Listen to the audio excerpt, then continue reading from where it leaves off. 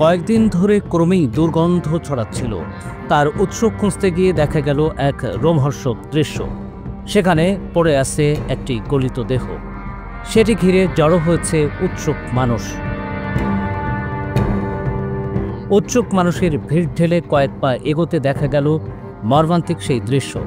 সেখানে পড়ে আছে একটি নিষ্প্রাণ দেহ। হাড় মাংস আলাদা হয়ে গেছে বলা যায়।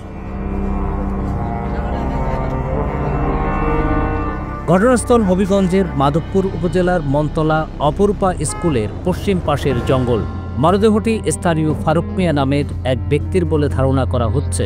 তিনি দিন 10 আগে নিখোঁজ হয়েছিলেন। খবর পেয়ে ফারুক মিয়ার পরিবারের লোকজন ঘটনাস্থলে গিয়ে পরনের কাপড় দেখে মরদেহটি ফারুকের বলে শনাক্ত করেন।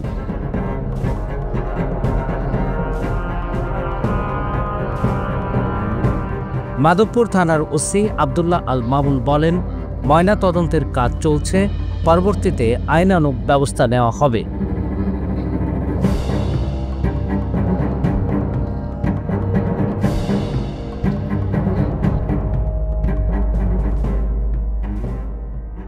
ওয়ালটন আবারও মিলিনিয়ার অফারে ওয়ালটন ফ্রিজ কিনে আপনিও হয়ে যেতে পারেন মিলিয়নিয়ার।